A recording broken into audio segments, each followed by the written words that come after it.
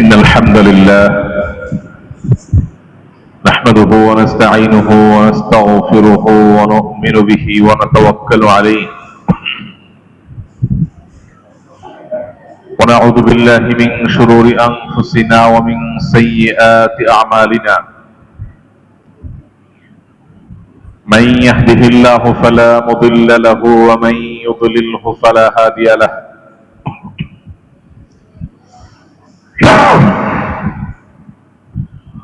ونشهد أن لا إله إلا الله وحده لا شريك له ونشهد أن محمدا عبده ورسوله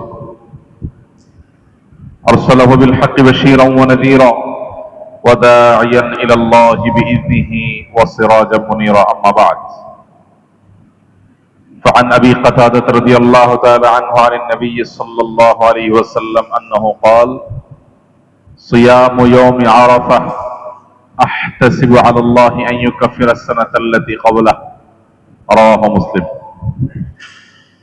وقال النبي صلى الله عليه وسلم أفضل الصيام بعد رمضان شهر الله المحرم وأفضل الصلاة بعد الفريضة صلاة الليل.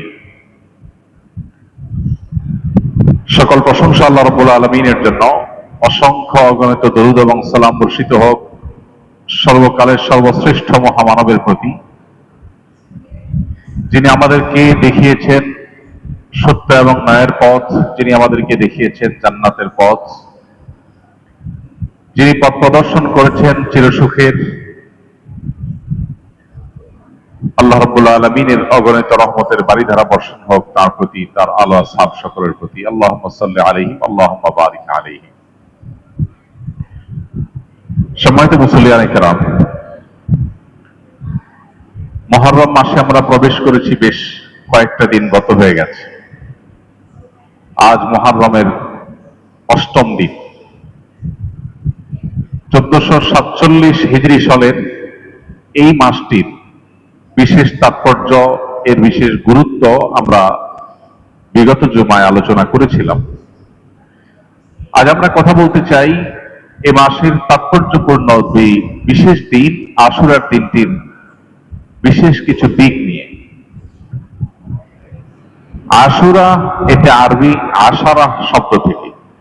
আশারা মানে 10, আর আশুরা বলতে বোঝানো হয় মুহররমের 10ম দিনটাকে। মুহররমের 10 তারিখ বা আশুরা, এই দিনটি নানা কারণে তাৎপর্যপূর্ণ, গুরুত্বপূর্ণ, শিক্ষণীয়, এবং এই দিনটিকে কেন্দ্র করে আমাদের আছে বেশ কিছু করণীয় এবং বর্জন। প্রতি বছর আশুরা এলেই আমরা এই জানা কথাগুলো আপনাদের সামনে আবার উপস্থাপন করি। উদ্দেশ্য থাকে ওয়াযাক্কির ফাইন্না যিকরা তানফাউল মুমিনিনের উপর আমল করা।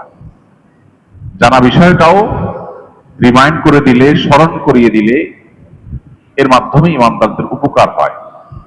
সেই উদ্দেশ্যেই আমরা জানা কথাগুলোকে আবার রিপিট করব এবং হয়তো একই বিষয়ে আমরা নতুন কোনো কথাও আপনাদের সামনে পেশ করার চেষ্টা করব ইনশাআল্লাহ।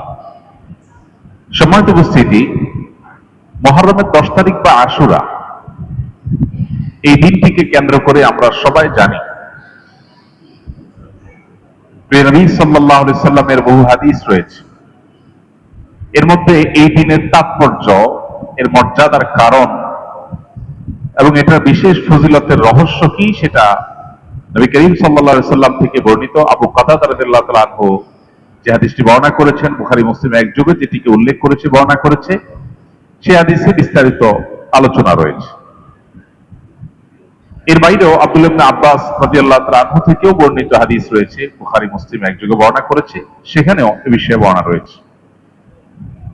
আবু হুরায়রা রাদিয়াল্লাহু তাআলা বর্ণিত বুখারী মুসলিমের হাদিসে নবী করিম সাল্লাল্লাহু আলাইহি সাল্লাম থেকে বর্ণিত হয়েছে যে তিনি যখন মদিনায় এসেছেন, মদিনায় আগমন করার পর মদিনার ইহুদিরা নবী সাল্লাল্লাহু আলাইহি সাল্লাম আগমনের পর দেখতে পেলেন যে তারা আশুরার দিনটিতে বিশেষ গুরুত্বের সাথে রোজা রাখে।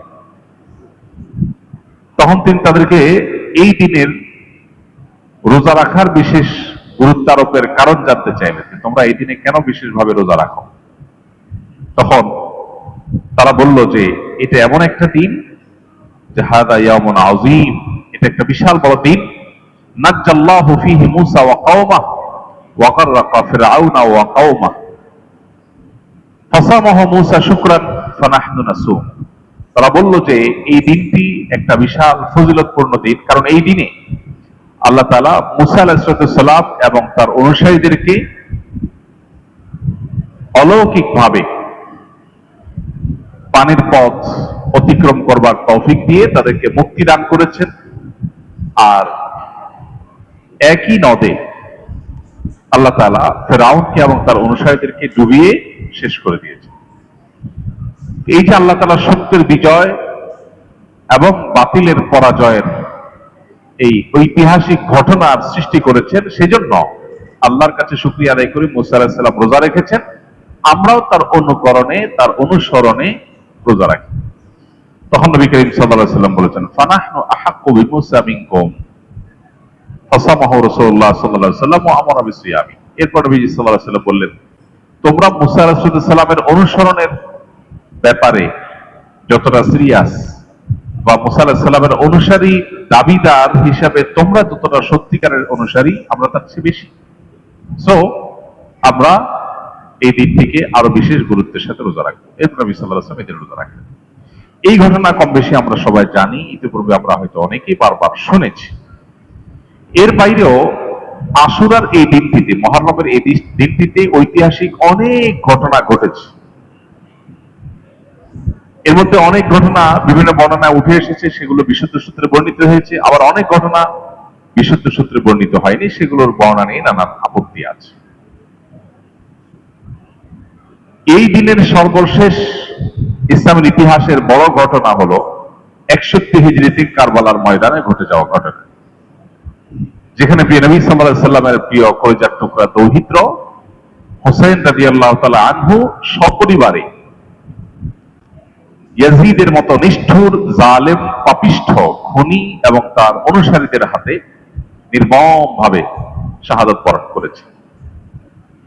অর্থাৎ যে দিনটি আসলে ঐতিহাসিকভাবে একটি আনন্দের দিন ছিল, একটি বিজয়ের দিন ছিল, নবী সাল্লাল্লাহু আলাইহি সাল্লামের দুনিয়া থেকে বিয়োগের পর 61 হিজরি সনে ইরাকের কারবালা নামক জায়গায় সেই দিনটিতে একটি বেদনাদায়ক ঘটনাও ঘটে গেছে। অর্থাৎ একটা ঐতিহাসিক বিজয় দিনে একটি বেদনা বিদুর ঘটনাও ঘটে গেছে। এ হলো মুহররম এর 10 তারিখ তথা আশুরার একেবারে সংক্ষিপ্ত তাৎপর্যের কারণ। কারবালার এই ঘটনা যেটি 61 হিজরি সনে ঘটেছে, এই ঘটনার কারণে গোটা পৃথিবীতে এমন কোন মুসলমান থাকতে পারে না যে মুসলমান ব্যথিত নয়, যে মুসলমানের হৃদয়ে রক্তক্ষরণ হওয়ার কথা নয়। যে হাসান হোসেন রাদিয়াল্লাহু তাআলা আনহুমাকে নবী করিম সাল্লাল্লাহু আলাইহি সাল্লাম নিজের নাতি হিসেবে, জান্নাতি যুবকদের সর্দার হিসেবে, বহু কল্যাণের অগ্রদূত হিসেবে নবী করিম সাল্লাল্লাহু আলাইহি সাল্লাম যাদেরকে অনেক স্নেহ করতেন, মমতা দিতেন, আদর করতেন, যাদের বিভিন্ন মর্যাদার বর্ণনা রয়েছে, তাদেরকে যদি কোনো জালিম, কোনো ক্ষমতালোভী, কোনো পাপিষ্ঠ, কোনো ফ্যাসিস্ট যদি নির্মমভাবে সপরিবারে হত্যা করে, খুন করে, তাহলে সেই ঘটনায় মুসলমান হিসেবে আমরা সবাই ব্যথিত। আমাদের প্রিয় নবী সাল্লাল্লাহু আলাইহি সাল্লাম যদি বেঁচে থাকতেন আর তার জীবদ্দশা যদি তার নাতির সাথে এরকম আচরণ করা হতো, নিশ্চয়ই তিনি অনেক কষ্ট পেতেন। আমরা মুসলমান হিসেবে আমরাও সেই ঘটনায় ব্যথা পাবো, কষ্ট পাবো, সেটাই স্বাভাবিক। এর পাশাপাশি মুহররমের 10 তারিখ বা আশুরাকে কেন্দ্র করে আমাদের বেশ কিছু বিষয় জানার আছে, শেখার আছে, বুঝার আছে। সে জানা, শেখা এবং বুঝার যে বিষয়গুলো আছে তার মধ্যে থেকে সবচেয়ে বড় বিষয় হলো আল্লাহ রাব্বুল আলামিন সত্য এবং হককে বিজয়ী করেন, অসত্য এবং বাতিলকে পরাজিত করেন। এটা আল্লাহ তাআলার অমোঘ বিধান, এটা আল্লাহ তাআলার চিরাচরিত নিয়ম। মানব ইতিহাসের শুরু থেকে আজও পর্যন্ত কোন বাতিলকে আল্লাহ তাআলা চূড়ান্ত সুখ পেতে দেননি। সাময়িক ছাড় দিয়েছেন, সাময়িক সুখ দিয়েছেন। কত ফ্যাসিস্ট, কত জালিম, কত অত্যাচারী আমরা দেখেছি। মহল্লায় ছোট জালেম, ছোট মাস্তান, ছোট চাঁদাবাজ, ছোট অত্যাচারী, কিংবা কোনো বড় স্টেট বা রাষ্ট্রের কোনো বড় ফ্যাসিস্ট বা ক্ষমতালোভী বা জালিম, কিংবা আন্তর্জাতিক পরিমণ্ডলের কোনো পরাশক্তি যারা বিভিন্ন উপায়ে পৃথিবীর দুর্বল মানুষদের উপর অত্যাচার, অবিচার, জুলুম, নিষ্পেষণ পরিচালনা করে, তাদের চাকচিক্য দেখে আমরা বিভ্রান্তিতে পড়ে যাই। প্রতি বছর মুহররমের 10 তারিখ আশুরা এসে আমাদের বিবেকে করাঘাত করে, জেগে উঠো, ঘুমিয়ে থেকো না, তোমার ভুল ভাঙো। তুমি যেটাকে চাকচিক্যময় বিজয় ভাবছ, তার পেছনে লুকায়িত আছে নির্মম পরাজয়ের ঘটনা। আজকের পৃথিবী, যে পৃথিবীকে আমরা সভ্য পৃথিবী মনে করি, দাবি করি, যে পৃথিবীকে আমরা অনেক মানবিক পৃথিবী মনে করি, এই পৃথিবীরও নির্মম কালো অধ্যায় আমাদের কম বেশি জানা থাকার কথা। পৃথিবীর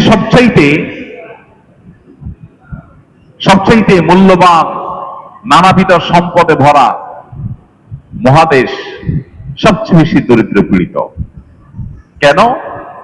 কারণ পৃথিবীর উন্নত অংশের মানুষেরা তাদেরকে নিষ্পেষণ করে খাচ্ছে, লুটে নিয়ে যাচ্ছে। এই পৃথিবীটাই আবার মানবতার, মানবাধিকারের, সভ্যতার, আধুনিকতার নানামুখী লেবাস পরে আমাদের সামনে আবির্ভূত হয়। আমরাও সেগুলাকে বাহ বাহ বলে ওয়েলকাম করি।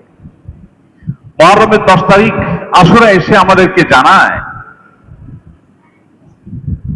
তোমরা যেটাকে বাহ্যিকভাবে বিজয়ী শক্তি মনে করছ,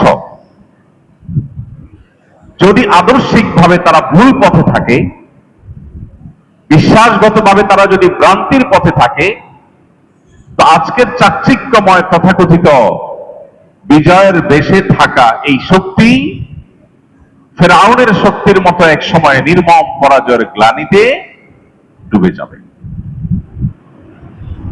মানুষ হিসেবে আমাদের প্রকৃতিগতভাবে আমাদের প্রবণতা হলো আমরা বিজয়ী ব্যক্তিকে ওয়েলকাম করতে পছন্দ করি এবং বিজয়ী ব্যক্তি, বিজয়ী শক্তি এগুলোর সাথে থাকতে আমরা স্বাচ্ছন্দ্য বোধ করি। তার আদর্শিক জায়গাটাকে আমরা খুব বেশি মূল্য দিতে জানি না। এটা সমাজের সর্বত্র কম বেশি এই রোগ, এই ব্যাধি ছড়িয়ে আছে। আমরা যদি একেবারে একটা ছোট মহল্লার মসজিদ থেকে শুরু করি, একটা মসজিদ করবার সময় বা মসজিদ পরিচালনা করবার সময় আমরা কয়জন মসজিদ এলাকাতে এরকম বা কয়জন মানুষ এরকম পাবো যারা বিভিন্ন মসজিদকে কেন্দ্র করে সমাজের ভালো মানুষগুলোকে খুঁজে আনে যে মসজিদ পরিচালনা করবে। একটা ছোট্ট এলাকাতে একজন প্রতিনিধি নির্বাচন হবে, আদর্শিকভাবে একজন সৎ নিষ্ঠাবান মানুষকে মূল্য দেওয়া হয় কয়টা সমাজে? আপনি দেখবেন ভালো মানুষের ভাত নাই। ভালো মানুষের ভাত নাই। কেন ভাত নাই? কারণ তার শক্তি নেই, কারণ তার টাকা নেই, কারণ তার পাওয়ার নাই। মানুষ তাকে রেসপেক্ট করে না। পৃথিবীর সবচেয়ে বেশি ক্ষমতাধর দেশকে গোটা পৃথিবী সমূহ করে, সার বলে। দুর্বল দেশকে পারলে সবাই আগ্রাসন করে। একজন মুসলমান এর বিপরীতে তিনি আদর্শিক ভিত্তি এটাকে মাথায় রেখে, এটাকে সামনে রেখে তিনি তার পথ চলা নির্ধারণ করবেন না। প্রতি বছর মুহররমের 10 তারিখ বা আশুরা আমাদেরকে সেই বার্তাটা দিয়ে যায়। ফেরাউনের উত্থান দেখে, তার শক্তি সামর্থ্য দেখে, তার অহংকার দেখে, তার দম্ভ দেখে, তার ক্ষমতার দাপট দেখে তার অনুসরণ করেছে লাখো লাখো মানুষ। কিন্তু আল্লাহ তাআলা তাকে নির্মম ভাবে, সকরুণ ভাবে পানিতে নিমজ্জিত করে তার অনুসারীদেরকে সহ সলিল সমাধি করেছেন। শুধু করেছেন তা নয়, কোরআনে আল্লাহ বলেছেন, ওয়াকাযালিকা নুনাজ্জিকা বিবাদানিকা লিতাকুনা লিমান খালফাকা আয়া। হে ফিরআউন, তোমার মতো এরকম পাপিষ্ঠকে, যে নিজেকে খোদা দাবি করে বসে আছো, তোমাকে ধ্বংস করার পর, তোমাকে নিমজ্জিত করে, লাঞ্ছিত করে সমুদ্রে শেষ করার পর তোমার এই দেহকে আমি নষ্ট হতে দেব না। তোমার দেহকে আমি টিকিয়ে রাখবো যাতে করে পৃথিবীতে তোমার পরে যারা আসবে তোমাকে দেখে তারা শিক্ষা গ্রহণ করে। এখন পৃথিবীতে মানুষের লাশ প্রিজার্ভ করার বহু সিস্টেম আবিষ্কৃত হয়েছে, বের হয়েছে। একটা মানুষ মারা যাওয়ার পর তার লাশ রেখে দেওয়ার মতো বহু উপায় এখন আছে, কিন্তু আজ থেকে প্রায় কয়েক হাজার বছর আগে, কয়েক হাজার, শত না কয়েক হাজার বছর আগে পৃথিবীতে মানুষের লাশ বছরকে বছর তো দূরের কথা, মাসকে মাস রাখারও কোনো প্রযুক্তি মানুষের কাছে ছিল না। আল্লাহ রাব্বুল আলামিন অলৌকিক ভাবে ফেরাউনের লাশকে টিকিয়ে রেখেছেন, এখনো সেটা মিশরের পিরামিড জাদুঘরে আছে। কোরআন বলেছে 1450 বছর আগে তোমার লাশ এটাকে রেখে দেয়া হবে, যাতে করে পরবর্তীতে যারা আসবে পৃথিবীতে তারা শিক্ষা গ্রহণ করে এবং তারা যেন তাদের জীবনের গতিপথ ঠিক করে নেয়, তাদের আদর্শ যেন স্থির করতে পারে যে তারা কি তথাকথিত বিজয়ী শক্তি দেখে, পেশি শক্তি দেখে, টাকার জোট দেখেই শুধুমাত্র মানুষ দল ভিড়বে, বিভিন্ন গ্রুপে বিভক্ত হবে, গ্রুপের অনুসরণ করবে, নাকি তারা আদর্শিক ভিত্তিতে অগ্রসর হবে। এই করণীয়টা যাতে মানুষ নির্ধারণ করতে পারে, সেজন্য তোমার এই দেহকে রেখে দেওয়া হলো। ভাইরা আমার, প্রতি বছর কিন্তু আশুরা আসে, কিন্তু আশুরার এই চেতনা আমরা কয়জন মানুষ উপলব্ধি করার চেষ্টা করি। আমরা অনেকে হয়তো আশুরার রোজা রাখি, আলহামদুলিল্লাহ, খুবই ভালো, এটা গুরুত্বপূর্ণ একটি সুন্নাহ, আমরা সেই জায়গায় আসবো। কিন্তু তার আগে আশুরার চেতনাটা কি, আশুরা কি কথা বলে আমাদের সাথে, আশুরা আমাদের কি বার্তা দেয়, সেটা আমরা খুব কম মানুষই গ্রহণ করি। এই জন্য কোরআনে কারীম যদি আপনি তেলাওয়াত করেন, আপনি অবাক হবেন, কোরআনের পাতায় পাতায় আল্লাহ তাআলা বলেছেন কালিলাম মা তাযাক্কারুন আফালা তাআকিলুন, তোমরা কি একটু ভাবো না, তোমরা কি এই সমস্ত ঘটনা থেকে শিক্ষা গ্রহণ করো না? তোমাদের খুব অল্প সংখ্যক মানুষ আছে যারা উপদেশ গ্রহণ করে। প্রিয় ভাইরা আমার, অতএব শুধু আশুরার নফল সিয়াম বা সুন্নাহ রোজা রাখাই নয়, আশুরার যে চেতনা আছে, আশুরার যে শিক্ষা আছে, সেটা আমাদের জীবনে ধারণ করতে হবে, আমাদের সমাজে সেটার চর্চা করতে হবে। শুধুমাত্র শক্তি আর পাওয়ার দেখে অগ্রসর হওয়া নয়, আমাদের অগ্রসর হতে হবে কি দেখে? আদর্শ দেখে। একজন মানুষ, তিনি মাজলুম, তিনি জুলুমের শিকার, কিন্তু তিনি দুর্বল, তার পক্ষে গেলে আমার তেমন কোনো লাভ হবে না, কিন্তু আমি জানি তিনি মাজলুম, তাহলে আমাকে তার পক্ষ অবলম্বন করতে হবে। একজন মানুষ, তার অনেক কিছু আছে, তারা সবাই বাবা করে দেয়, তার মাথায় সবাই তেল দেয়, তাকে সবাই স্যার বলে, তাকে সবাই দাওয়াত করে, আদর করে। যদি আদর্শিক ভিত্তি তার দুর্বল থাকে, তো আপনি তাকে ইগনোর করা হলো আশুরার শিক্ষা। আদর্শিক ভিত্তি যদি কারোর শক্তিশালী থাকে, তাহলে তাকে আপনি রেসপেক্ট করা হলো আশুরার শিক্ষা। আমাদের সমাজে এক সময় সব মানুষের কিছু মূল্য ছিল। একজন স্কুল শিক্ষক রিটায়ারমেন্টে চলে গেছেন, তাকে দেখলে সমাজের সব মানুষ শ্রদ্ধা করত, সম্মান করত। এখন এই সমস্ত সব মানুষের কোন খাওয়া এই সমাজে নাই। বিশাল বাড়ি করেছেন, বিশাল অট্টালিকা করেছেন, অনেক ব্যাংক ব্যালেন্স করেছেন, অনেক ব্যবসা বাণিজ্য করেছেন, সবাই আপনাকে বলবে বাহ বাহ মাশাআল্লাহ, কিন্তু আপনি কিছু করতে পারেন নাই। সরকারি অনেক বড় কর্মকর্তা ছিলেন, যেহেতু 2 নম্বর টাকা কামাই করেন নাই, সব ছিলেন, এই জন্য কিছুই করতে পারেন নাই। কোন রকম একটা পাতা গোজার ঠাই আছে হয়তো, আপনাকে কেউ দাম দিবে না, পাত্তা দিবে না। আপনি পাওয়ারে আছেন, সবাই আপনাকে জি হুজুর করবে, পাওয়ারে নাই, আপনারা কেউ বেল দিবে না। এটা একটা অসুস্থ সমাজের চিত্র। এই জন্য এই সমাজ থেকে ভালো মানুষ তৈরি হয় না। প্রত্যেকটা মানুষ দিন দিন অনেক বেশি অপরাধ প্রবণ, অনেক বেশি অন্যায়ের দিকে অগ্রসর হয়ে উঠছে, কারণ সত্যের কোনো মর্যাদা বা মূল্য এই সমাজে নাই। অথচ আল্লাহ রাব্বুল আলামিন মানব ইতিহাসের শুরু থেকে আজও পর্যন্ত সব ক্ষেত্রেই চূড়ান্ত এবং শেষ বিজয় দিয়েছেন সত্যকে, হককে, আর চূড়ান্ত এবং আসল পরাজয় আল্লাহ তাআলা দিয়েছেন বাতিল এবং অসত্যকে। অতএব আমাদেরকে এই শিক্ষাটা, আশুরার এই শিক্ষাটাকে সবসময় ধারণ করতে হবে।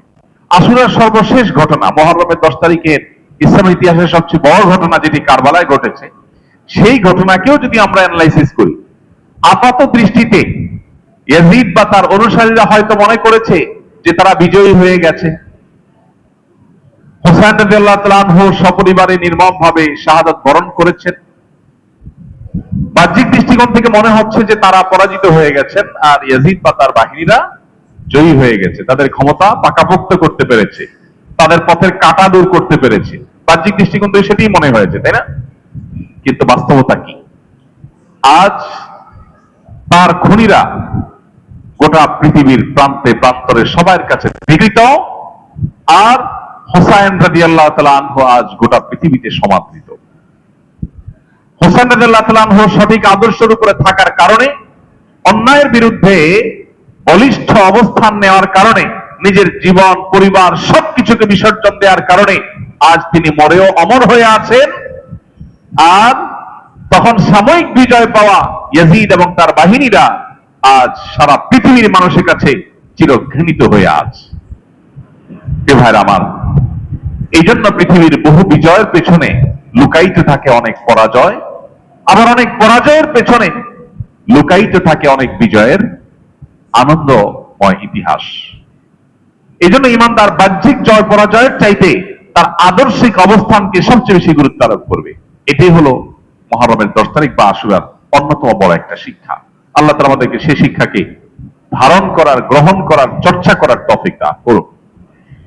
ভাইরা আমার, মুহররমকে কেন্দ্র করে, মুহররমের 10 তারিখকে কেন্দ্র করে, আশুরার দিনকে কেন্দ্র করে আমাদের যে করণীয় আছে, আমাদের যে বর্জনীয় আছে, সে বিষয়গুলো থেকে আমরা একটু যাই। মুহররমের 10 তারিখ বা আশুরার এই দিনটিকে কেন্দ্র করে সবচেয়ে বড় এবং প্রধান করণীয় হলো আশুরার রোজা রাখা। এটা আমরা সবাই কম বেশি জানি, আলহামদুলিল্লাহ। এমনিতেই রমজানের পরে নফল রোজা রাখার জন্য সবচেয়ে আদর্শ মাস হলো মুহররমের রোজা। নবী করিম সাল্লাল্লাহু আলাইহি ওয়াসাল্লাম বলেছেন, আফদালুস সিয়ামি বা'দা রমাদান শাহরুল্লাহিল মুহররম। রমজানের পর সবচেয়ে উত্তম রোজা হলো আল্লাহর মাস মুহররম মাসের রোজা। ওয়া আফদালুস সালাতি বা'দাল ফরিদাতি সালাতুল লাইল। আর 5 ওয়াক্ত ফরজ নামাজের পরে সবচেয়ে উত্তম ফরজ নামাজ হলো ভোর রাতের তাহাজ্জুদের নামাজ। 5 ওয়াক্ত ফরজ নামাজের পরে যেরকম সবচেয়ে শ্রেষ্ঠ নামাজ তাহাজ্জুদ, এরকম রমজানের রোজার পরে সবচেয়ে শ্রেষ্ঠ রোজা হলো মুহররম মাসের রোজা। এই জন্য এই মাসে আমাদের বেশি বেশি এমনিতে রোজা রাখতে হবে। নবী করিম সাল্লাল্লাহু আলাইহি সাল্লামকে জিজ্ঞাসা করা হয়েছিল, একজন সাহাবী জিজ্ঞাসা করেছেন তাকে যে, আল্লাহ রাসূল, রমজানের পরে যদি আমি কোনো মাসে রোজা রাখতে চাই, আপনি আমাকে কি সাজেস্ট করবেন? তখন নবীজি বলেছেন, ইন কুনতা সাইমান বা'দা শাহরি রমাদান ফাসুমিল মুহররম। তুমি যদি রমজানের পরে কোনো মাস রোজা রাখতে চাও, তাহলে মুহররম মাসটাতে বেশি বেশি রোজা রাখবে। কেন? ফা ইন্নাহু শাহরুল্লাহ, কারণ সেটা কার মাস?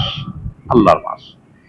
এ মাস সম্পর্কে এই রোজা রাখার বিষয়টি বিভিন্ন হাদিসে বর্ণিত হয়েছে। অতএব এই মাসে আমরা নফল রোজা তো রাখবোই, আর স্পেশালি এ মাসের আশুরার দিনকে কেন্দ্র করে আমাদেরকে রোজা রাখতে হবে।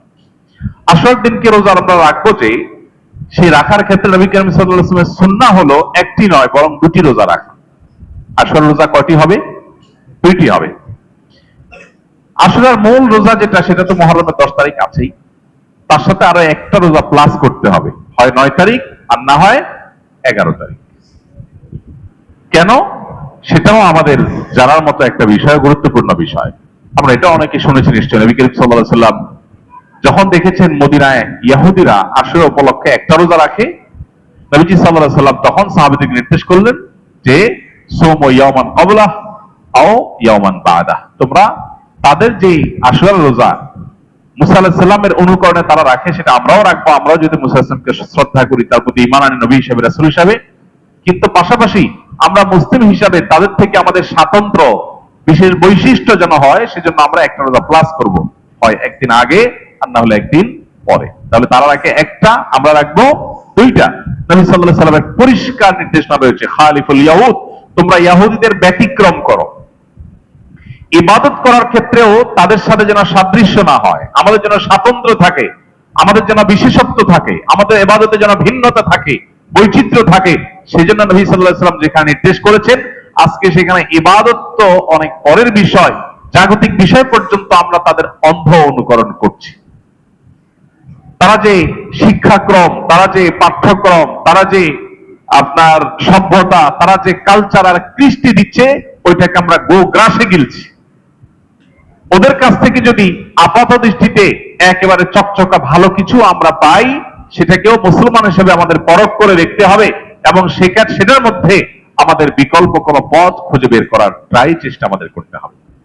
আজ আমরা তাদের অন্ধ অনুকরণ করছি, ইহুদি খ্রিস্টানদের অন্ধ অনুকরণে আমরা শেষ হয়ে যাচ্ছি। তো রোজার ক্ষেত্রে নবী সাল্লাল্লাহু আলাইহি ওয়াসাল্লাম যেখানে তাদের থেকে পার্থক্য রাখতে বলেছেন, তাদের ব্যতিক্রম করতে বলেছেন, সেখানে জাগতিক বিষয়ে, দুনিয়াবী বিষয়ে তাদের অনুসরণ করা কত বেশি ভয়াবহ হতে পারে। এজন্য আমাদের সর্বপ্রথম করণীয় হবে আশুরার রোজা রাখা। আশুরার রোজার 3টা স্তর আছে। তার আগে আশুরার রোজার মর্যাদা সম্পর্কে আরেকটু আমরা বলি। হাদিসটা আমরা শুনেছি, আবু কাতাদা রাদিয়াল্লাহু তাআলা যিনি বর্ণনা করেছেন, সহিহ মুসলিমে রয়েছে, নবী সাল্লাল্লাহু আলাইহি ওয়াসাল্লাম বলেছেন, সিয়ামু ইয়াউমি আশুরা আহতাসিবু আলাল্লাহি আন ইউকাফিরা সানাতাল্লাতী ক্বাবলা। আশুরার রোজা এটা পূর্বের 1 বছরের গুনাহ মাফ করে দিবে। অর্থাৎ আশুরার রোজা রাখলে বিগত 1 বছরের ছোটখাটো সগীরা যে গুনাহগুলো আমাদের অনিচ্ছাকৃতভাবে অজান্তে নানাভাবে হয়ে গেছে, সেই ছোটখাটো গুনাহগুলো আল্লাহ তাআলা মাফ করে দিবেন এই একটি রোজার মাধ্যমে। এবং এই রোজা রাখার 3টা স্তর আছে। আশুরার রোজার কয়টা স্তর আছে? 3টা স্তর আছে। সবচেয়ে উত্তম, সবচেয়ে আপার ক্লাসের আশুরার রোজা হলো 9 এবং 10 জিলহজ রোজা রাখা। 9 এবং 10 জিলহজ, এটা হলো সবচেয়ে উত্তম। কেন? কারণ নবী করিম সাল্লাল্লাহু আলাইহি ওয়াসাল্লাম বলেছেন, যদি আমি আগামী বছর বেঁচে থাকি, তাহলে আমি মুহররমের 9 এবং 10 এই 2 দিন রোজা রাখবো। এটা নবীজি সাল্লাল্লাহু আলাইহি ওয়াসাল্লাম বলেছেন। বর্ণনাকারী সাহাবী বলছেন, এই হাদিসটি বলার পর নবী সাল্লাল্লাহু আলাইহি ওয়াসাল্লাম পরবর্তী বছর মুহররম আসার আগেই দুনিয়া থেকে চলে গেছে, তিনি আর হায়াত পান নাই। তো এই যে নবী সাল্লাল্লাহু আলাইহি ওয়াসাল্লাম তার আকাঙ্ক্ষা ব্যক্ত করেছেন যে আমি সামনে বেঁচে থাকলে 9-10 রাখবো, এখান থেকে বোঝা যায় যে 9-10 এবং 10-11 মধ্যে উত্তম হলো 9-10 রাখা, এটা সবচেয়ে ভালো। যদি কোনো কারণে 9-10 কারো রাখা সম্ভব না হয়, তাহলে তিনি দ্বিতীয় পর্যায়ের আশুরা রোজা রাখবেন, সেটা হলো 10 এবং 11। আর যদি সেটাও সম্ভব না হয়, কারণ শুধু একটা রাখতে পারে, তাহলে শুধু আশুরার দিকটি রাখবে কিনা এটা নিয়ে ওলামাদের মধ্যে মত পার্থক্য আছে। এটা 3 নম্বর স্তর। অনেক ওলামা ইকরাম বলেছেন যে একেবারে নাই মামা চেয়ে কানাও ভালো, দুইটার দিকেও রাখতে কোনোভাবে না পারে, তাহলে শুধু আশুরা রাখবে। আবার অনেক ওলামা বলেছেন যে নবী সাল্লাল্লাহু আলাইহি ওয়াসাল্লাম যেহেতু ইহুদিদের সাথে এই ব্যাপারে রোজা রাখার ক্ষেত্রে তাদের চেয়ে ভিন্ন কিছু করতে বলেছেন, অতএব পারলে 2টা রাখবেন, না পারলে দরকার নাই, তাদের অনুকরণ যেন না হয়। তাহলে মোট 3টা স্তর আমরা পাইলাম।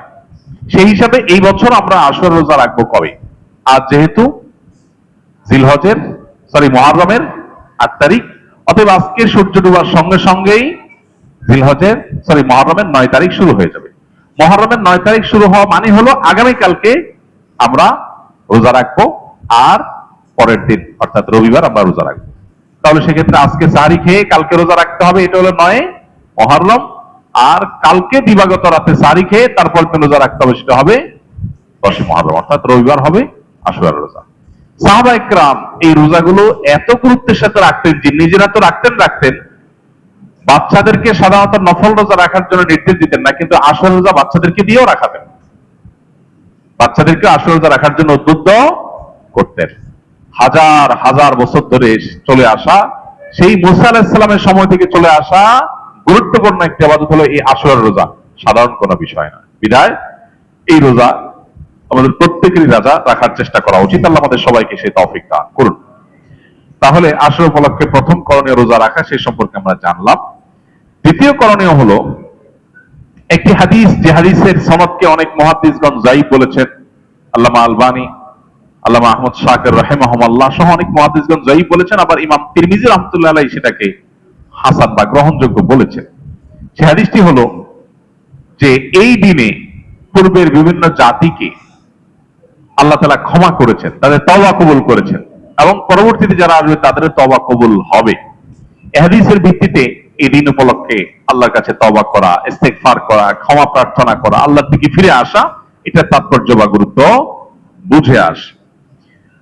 আশুরাকে কেন্দ্র করে অনেক বর্জনীয় বিষয় আছে, অনেক বিদআত আমাদের সমাজে প্রচলিত আছে। আপনারা বিশেষ করে সোশ্যাল মিডিয়া খুললেই দেখবেন, এমনকি মূলধারা মিডিয়াগুলোতেও চোখ বুলালেই আপনারা দেখতে পাবেন যে আশুরাকে কেন্দ্র করে এমন অনেক কর্মকাণ্ড হয়ে থাকে যেগুলোর সাথে কোরআন বা সুন্নাহর কোনো সম্পর্ক নাই।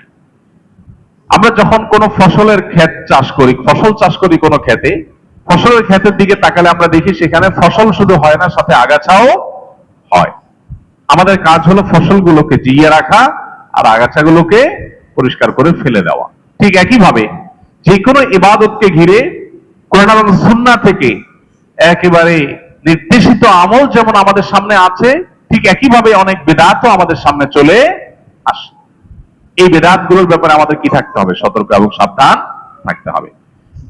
আশুরাকে কেন্দ্র করে প্রচলিত যে বিদআতগুলো আছে, এর মধ্যে সবচেয়ে বড় বিদআত হলো কারবালার ঘটনাকে কেন্দ্র করে, যেই ঘটনার জন্য আমরা প্রত্যেকটা মানুষ ব্যথিত, এটা আমাদের ঈমানের দাবি, কিন্তু সেটাকে কেন্দ্র করে এই শত শত বছর অতিক্রম হওয়ার পরও, হাজারো বছর অতিক্রম করার পরও এখনো পর্যন্ত সেটাকে কেন্দ্র করে নানান উপায়ে শোক পালন করা।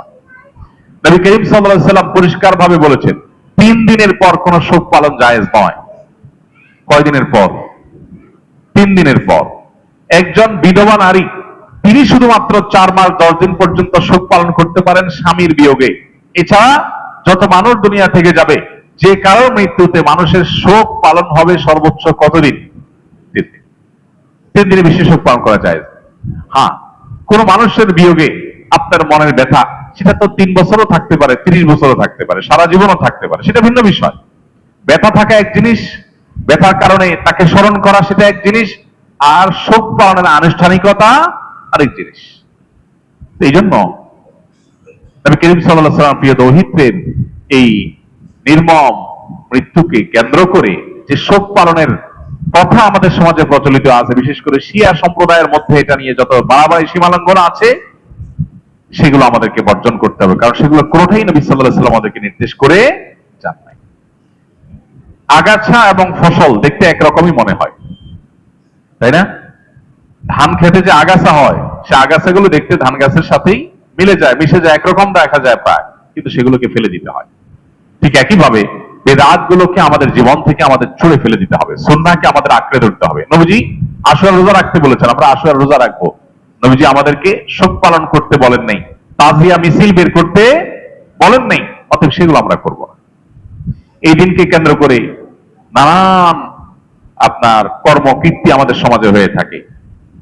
লাল ডেক চড়ানো হয় মুহররমকে কেন্দ্র করে, আপনারা জানেন। এলাকার অনেক এলাকাদের দেখা যাচ্ছে বিহারি প্রধান এলাকাগুলোতে একটু বেশি হয়, শিয়া প্রধান এলাকা থাকলে সেখানে একটু বেশি হয়। চাঁদা তুলে তারা ধুমধামে খায়। সে আশুরার দিনে নবীজি সাল্লাল্লাহু আলাইহি ওয়াসাল্লাম রোজা রাখতে বলেছেন, ওই দিন তারা চাঁদা তুলে আরো বিরিয়ানি খায়। তাহলে এটা যে ভুল কাজ, এটা বোঝার জন্য পণ্ডিত হওয়ার দরকার নাই, কমন সেন্স থাকলে যথেষ্ট। যেখানে আশুরার দিনে নবী সাল্লাল্লাহু আলাইহি ওয়াসাল্লাম রোজা রাখতে বলেছেন, তারা ওই দিন আরো চাঁদা তুলে লাল ডেক বসায়া বিরিয়ানি খায়, বিতরণ করে, তবরক বিতরণ করে। দেখবেন এগুলোর সাথে ইসলামের কোনো সম্পর্ক নাই। অনেকে দেখবেন হোসেন রাদিয়াল্লাহু তাআলা আনহু শহীদ হয়েছেন, সেজন্য নিজের শরীরকে নিজে আঘাত করে, বাচ্চাদের শরীরকে আঘাত করে, রক্তাক্ত করে। শিয়াদের সমস্ত অপসংস্কৃতি, তাদের সমস্ত বিদআত এবং ভুল কাজ, এগুলো যাতে কোনোভাবে আমাদেরকে স্পর্শ না করে। এর বাইরে আশুরাকে কেন্দ্র করে নানাবিধ বিদআত আছে, কুসংস্কার আছে, সেগুলো সম্পর্কে আমাদের সচেতন সতর্ক থাকতে হবে। আর ইবাদত যেগুলো আছে সেগুলো আমাদেরকে ধারণ করতে হবে। ইবাদত এবং বিদআত সম্পর্কিত ধারণা আমাদের একেবারে পরিষ্কার থাকতে হবে। আল্লাহর কাছে কিয়ামতের ময়দানে ইবাদত গ্রহণযোগ্য হবে, বিদআত কখনো গ্রহণযোগ্য হবে না। অতএব দেখতে ইবাদত মনে হলেও কোরআন হাদিসে যদি প্রুফ না থাকে, তাহলে সেটা আমরা কখনো ধারণ করব না, গ্রহণ করব না। আল্লাহ রাব্বুল আলামিন আমাদের সবাইকে আশুরার প্রকৃত শিক্ষা, আশুরার প্রকৃত চেতনা, সেটিকে আমাদেরকে ধারণ করার তৌফিক দান করুন। আমরা যেন সবসময় হক এবং সত্যের সাথে থাকি। সেই হক এবং সত্য যদি দুর্বল হয়, যদি বাহ্যিকভাবে পরাজিত হয়, দুর্বল হয়, তারপরে আমি হকের সাথেই থাকবো, সত্যের সাথেই থাকবো। আর অসত্য, বাতিল, ভুল পথ, সেটা যত শক্তিশালী হোক, আমি তার সাথে থাকবো না। এই অবস্থানটা যদি আমার পরিষ্কার করতে পারি, তাহলে শুধুমাত্র ওই মূসা আলাইহিস সালামের মতো বিজয়ী হব না, হোসেন রাদিয়াল্লাহু তাআলার মতো অমরই হব না। ইনশাআল্লাহ আখিরাতের অনন্ত অসীমকালের সুখ, স্বাচ্ছন্দ্য এবং সেখানকার সাফল্য নির্ভর করে এটার উপরে। সেটা আমাদের জন্য অপেক্ষা করবে যদি আমরা আমাদের আদর্শিক জায়গাটাকে পরিষ্কার করতে পারি। আল্লাহ আমাদের সবাইকে সে তৌফিক দান করুন। স্রোত এবং গড্ডালিকার যে প্রবাহ, সেটার বিপরীতে আদর্শের উপরে চলার এই মানসিকতা আজ পৃথিবীতে বড় বিরল হয়ে গেছে। আছে সমাজে আলহামদুলিল্লাহ অনেক মানুষ আছে আদর্শবান, নীতিবান, তারা স্রোতের তালে গা ভাসায় না, স্রোতের বিপরীতে চলে, সবাই একদিকে, কিন্তু তার বিবেক বলছে না এটা ভুল পথ, সে যায় না সেদিকে। এই যে স্বল্প সংখ্যক মানুষ, এরাই কিন্তু জান্নাতি হবে। জান্নাত কিন্তু মূল ধারার মূল স্রোতের মানুষ জান্নাতে যাবে না। জান্নাতে যাওয়ার সংখ্যা কম, জাহান্নামে যাওয়া মানুষের সংখ্যা বেশি। সমাজের সবাই একদিক ছুটে, আপনিও সেদিকে ছুটছেন, আদর্শ দেখা দেখি নাই, তাহলে আপনি ভুল পথে আছেন। আপনাকে ভাবতে হবে আমি যা করতে যাচ্ছি, যা করছি, সেটা আসলে সঠিক কিনা। অতএব আসলে এই চেতনাকে আসুন জীবনে বারবার আমরা ধারণ করি, আমরা এটাকে গবেষণা করি, এটা নিয়ে ভাবি, এবং এটাকে আমাদের জীবনে চলার পথের জন্য নির্দেশনা হিসেবে গ্রহণ করি। আল্লাহ আমাকে আপনাকে আমাদের সবাইকে তৌফিক দান করুন। আর আশুরার রোজা আমরা এটা কেন যেন মিস না করি, যাদের রাখার সামর্থ্য আছে সবাই রাখার চেষ্টা করি। জাযাকুমুল্লাহু খায়রা ওয়া আখিরু দাওয়ানা আলহামদুলিল্লাহি রাব্বিল আলামিন। যারা সুন্নাত পড়েন, যারা সুন্নাত পড়েন তার মাকসাগুলো চালু করে দেন।